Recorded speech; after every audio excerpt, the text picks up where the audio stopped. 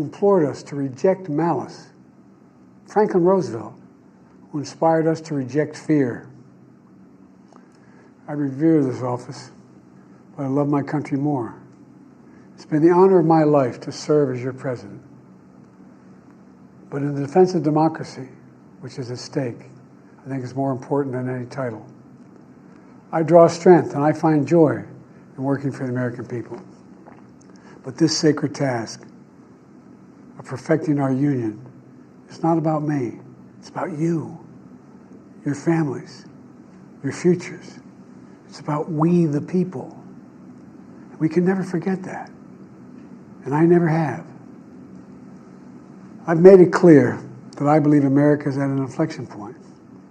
One of those rare moments in history when the decisions we make now will determine our fate of our nation and the world for decades to come. America's going to have to choose between moving forward or backward, between hope and hate, between unity and division. We have to decide, do we still believe in honesty, decency, respect, freedom, justice, and democracy? In this moment, we can see those we disagree with not as enemies, but as fellow Americans. Can we do that? Does character in public life still matter? I believe I know the answer to these questions because I know you, the American people. And I know this: we are a great nation because we are good people. When you elected me to this office, I promised to always level with you, to tell you the truth. And the truth, the sacred cause of this country, is larger than any one of us. And those of us who cherish that cause, cherish it so much, a cause of American democracy itself, must unite to protect it.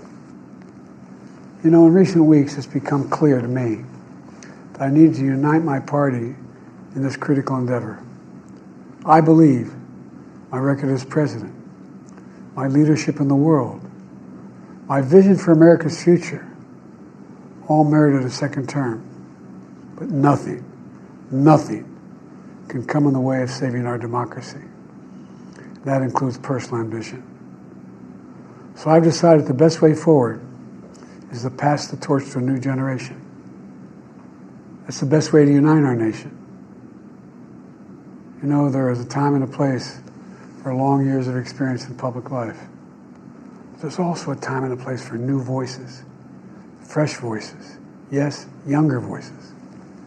And that time and place is now.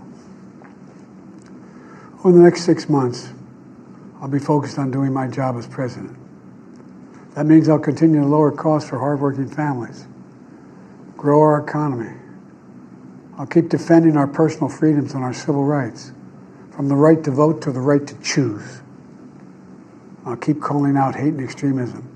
Make it clear there is no place in America for political violence or any violence ever, period.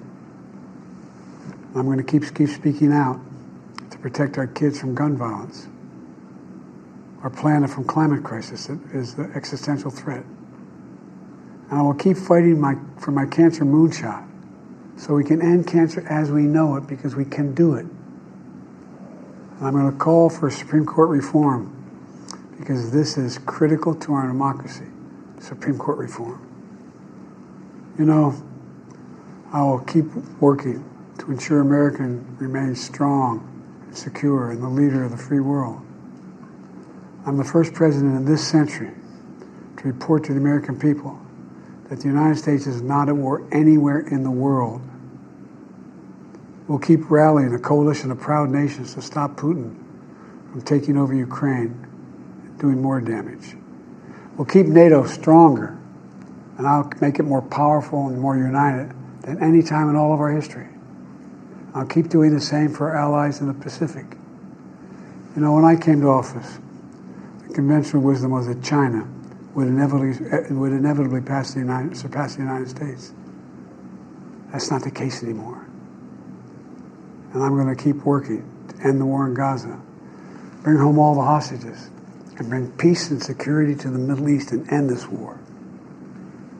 We're also working around the clock to bring home Americans being unjustly detained all around the world. You know, we've come so far since my inauguration. On that day, I told you, as I stood in that winter, we stood in a winter of peril and a winter of possibilities. Peril and possibilities. We were in the grip of the worst pandemic in the century. The worst economic crisis since the Great Depression. The worst attack on our democracy since the Civil War. But we came together as Americans, and we got through it. We emerged stronger, more prosperous, and more secure. Today we have the strongest economy in the world, creating nearly 16 million new jobs, a record. Wages are up. Inflation continues to come down. The racial wealth gap is the lowest it's been in 20 years. We're literally rebuilding our entire nation, urban, suburban, rural, and tribal communities. Manufacturing has come back to America. We're leading the world again in chips and science and innovation. We finally beat Big Pharma after all these years to lower the cost of prescription drugs for seniors. And I'm going to keep fighting to make sure we lower the cost for everyone, not just seniors. More people have health care today in America than ever before. And I signed one of the most significant laws helping millions of veterans and their families who are exposed to toxic materials.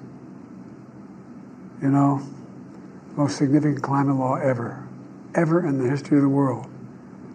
The first major gun safety law in 30 years. And today, the violent crime rate is at a 50-year low.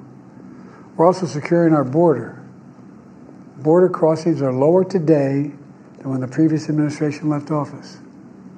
I've kept my commitment to appoint the first black woman to the Supreme Court of the United States of America. I also kept my commitment to have an administration that looks like America and be a president for all Americans. That's what I've done. I ran for president 4 years ago because I believed and still do that the soul of America was at stake. The very nature of who we are was at stake. And that's still the case. America's an idea.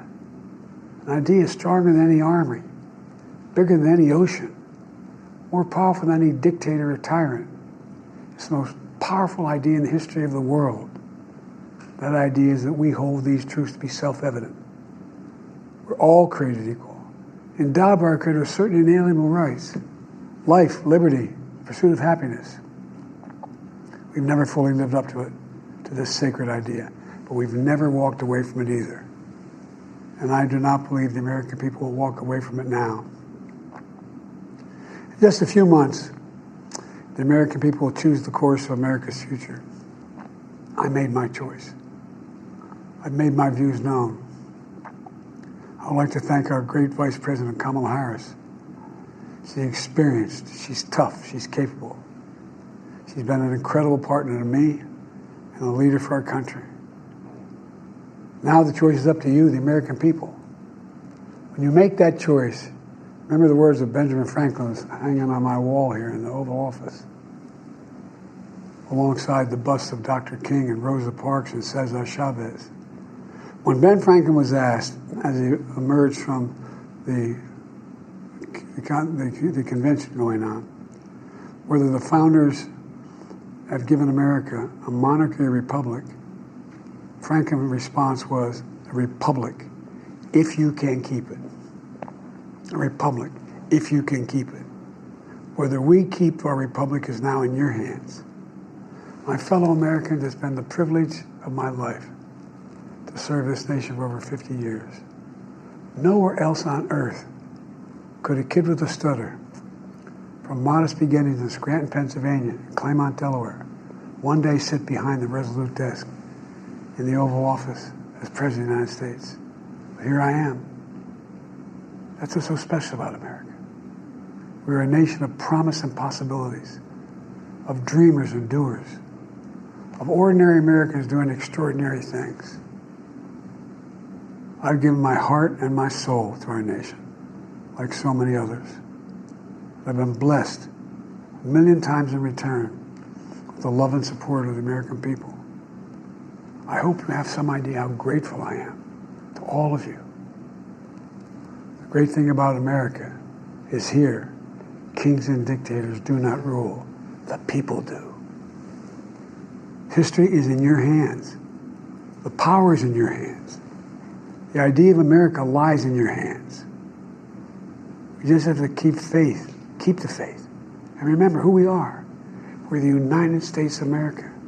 And there's simply nothing beyond our capacity when we do it together. So let's act together. Preserve our democracy. God bless you all. May God protect our troops. Thank you.